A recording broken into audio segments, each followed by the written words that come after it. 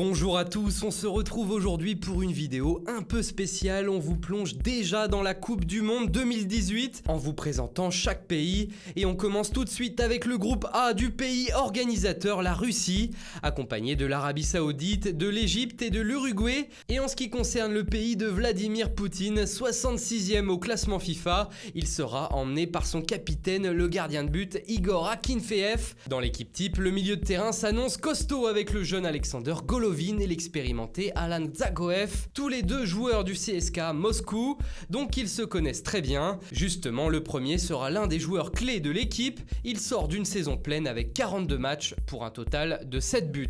On passe à l'Arabie Saoudite, méconnu du grand public européen, mais coaché par un hispano-argentin, Juan Antonio Pizzi, qui a notamment coaché le Chili, Valence en Espagne et quelques équipes d'Amérique du Sud. Dans l'équipe, il faudra tout de même garder un œil sur l'attaquant Mohamed Al-Salawi. Il évolue au pays, au club Al Nasser de Riyad, comme l'ensemble de ses partenaires.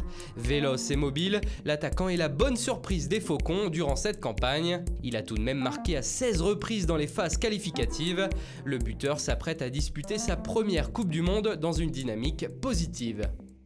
L'Égypte maintenant, entraînée par l'Argentin Héctor Cúper qui assume malgré lui une étiquette de loser. La faute à 2 finales de Ligue des Champions perdues avec le Valence CF, mais aussi à la finale de la CAN 2017 perdue avec les Égyptiens. Quoi qu'il en soit, l'équipe peut créer la surprise avec des joueurs bien connus en Angleterre comme Ahmed Hegazi, Mohamed Elneny le Gunner et Ramadan Sobhi de Stoke City, mais aussi et surtout la star de tout un peuple, Mohamed Salah, l'insaisissable buteur égyptien a inscrit 44 buts, toutes compétitions confondues avec Liverpool cette saison, et malgré sa blessure en finale de Ligue des Champions, il sera présent à la Coupe du Monde.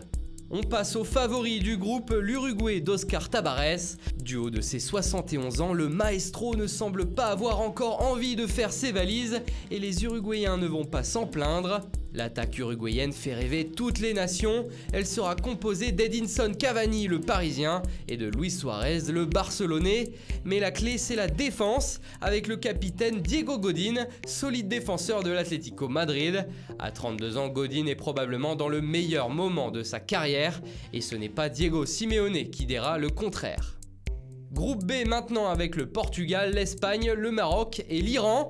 Et on commence avec les champions d'Europe, les Portugais, grosse nation du football, 4e au classement FIFA et qui compte dans ses rangs le quintuple vainqueur du Ballon d'Or, Cristiano Ronaldo.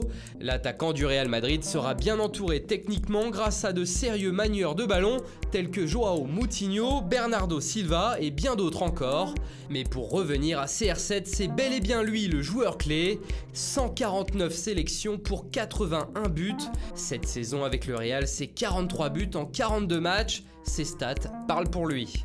Mais attention à l'Espagne, toujours présente dans les phases finales. Lopetegui a trouvé un équilibre entre méritocratie et statut de star. Ses choix d'hommes ont été toujours cohérents et peu contestés par la presse ibérique ces derniers mois. On voit d'ailleurs qu'Alvaro Morata, qui fait la publicité du nouveau maillot, n'a pas été sélectionné dans les 23 et paye sa mauvaise saison avec Chelsea.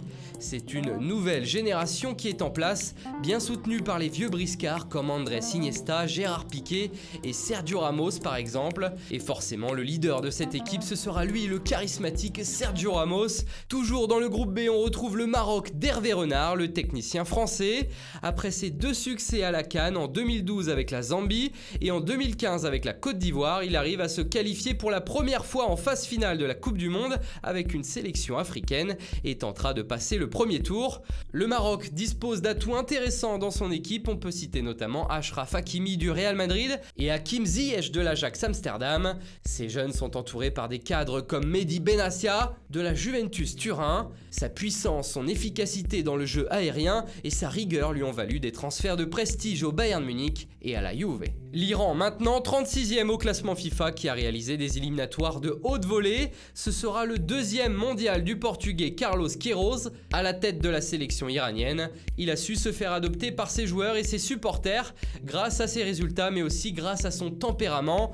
Cette équipe a su se construire sur des bases solides, produisant un jeu basé sur la transition rapide grâce à la vitesse et à l'agilité de ses attaquants. La star, c'est Sardar Azmoun, révélé aux yeux du grand public la saison passée en Ligue des Champions avec le FK Rostov. Il a depuis été transféré au Rubin Kazan, il connaît donc très bien les pelouses russes. Le groupe C maintenant de la France qui affrontera l'Australie, le Pérou et le Danemark. Les Bleus de Didier Deschamps, 7e au classement FIFA, seront très attendus. Les finalistes malheureux de l'Euro 2016 en France auront à cœur de briller en Russie. Dans cette compo probable, on retient cette attaque de feu composée notamment de Kylian Mbappé et de Antoine Griezmann. Justement, le joueur de l'Atlético Madrid sort d'une très belle saison avec les Colchoneros, 29 buts en 48 rencontres. Il sera l'homme fort de cette attaque en compagnie d'Olivier Giroud. L'Australie, premier adversaire des Bleus, ce sera le 16 juin à midi, heure française. Difficile de décrypter le niveau de cette équipe australienne alors qu'elle évoluait en 5-4-1 lors des éliminatoires. Le sélectionneur Bert van Marwijk est venu mettre son grain de sel en instaurant un 4-2-3-1. Et malgré son manque de temps de jeu cette année au sein de Millwall, le buteur Tim Cahill reste la star incontournable des Soqueros. À 38 ans, il est le meilleur buteur de son pays avec 50 réalisations en 105 sélections. Ce sera forcément sa dernière Coupe du Monde et il faut toujours se méfier de ce genre de joueur. Le Pérou, de son côté, a connu une préparation agitée avec l'affaire Paolo Guerrero. D'abord suspendu pour dopage, l'attaquant péruvien va finalement pouvoir disputer la Coupe du Monde après une décision favorable du tribunal fédéral suisse. Sur le front de l'attaque, il sera accompagné par l'autre star de cette nation, Jefferson Farfan. C'est notre joueur clé pour le Pérou. Le buteur du Lokomotiv Moscou compte 81 sélections pour 24 buts et vient de terminer une saison honorable dans le championnat russe avec 14 réalisations. Et enfin, dans le groupe de la France, il y a le Danemark, une vieille connaissance de l'équipe de France. Le sélectionneur danois a d'ailleurs beaucoup fait parler de lui récemment pour ses déclarations sur les Français et plus particulièrement sur Paul Pogba. Lui, il a des hauts et des bas, il a joué avec des cheveux bleus et blancs quand il affrontait Manchester City. Contre nous, il jouera sûrement avec des cheveux rouges et blancs. Bon sang, il se soucie tellement de son apparence, avait-il déclaré en conférence de presse. On surveillera donc forcément la prestation de la pioche contre cette nation, qui s'appuiera certainement sur Eriksen, le joueur de Tottenham. Son talent pourrait bien faire trembler les meilleures défenses de cette Coupe du Monde. On passe au groupe D avec l'Argentine, l'Islande, la Croatie et le Nigeria. Les Argentins vont encore devoir compter sur Lionel Messi, mais il ne sera pas seul. Paulo Dybala, Ángel Di María et Gonzalo Higuaín, entre autres, auront toutes les cartes en main pour trouver le chemin défilé. Mais ce sera bien entendu la Pulga, le joueur clé, le joueur attendu par tout le monde. À 30 ans, l'attaquant du FC Barcelone, capitaine de l'Albiceleste, attend toujours un titre avec son pays.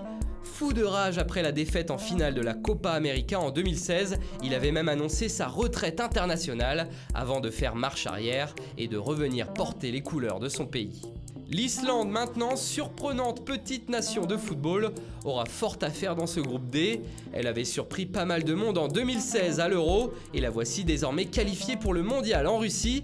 C'est d'ailleurs la première Coupe du Monde de l'histoire du pays. L'Islande, c'est avant tout un groupe soudé, un collectif vaillant autour du talent de Gylfi Sigurdsson, le milieu offensif. À 28 ans, l'Islandais, transféré il y a un an de Swansea à Everton contre 50 millions d'euros, est à l'apogée de sa carrière. Il sort d'une saison pleine, 6 buts en 33 matchs avec les Toffees.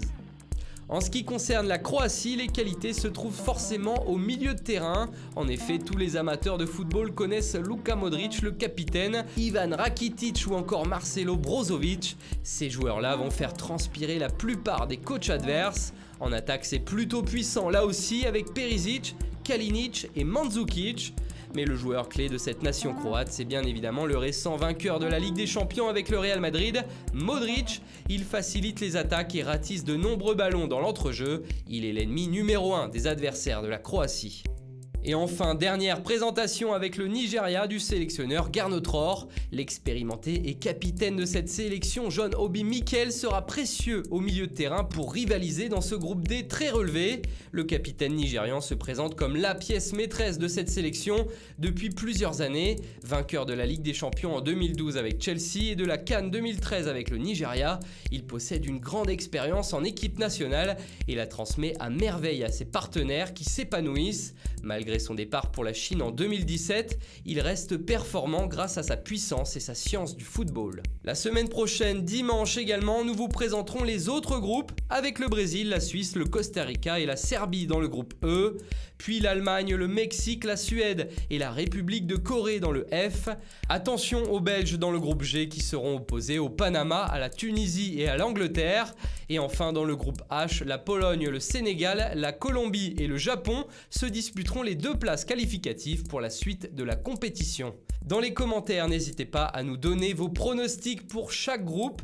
En attendant, on vous remercie pour votre soutien et on vous dit à très vite sur Foot Mercato.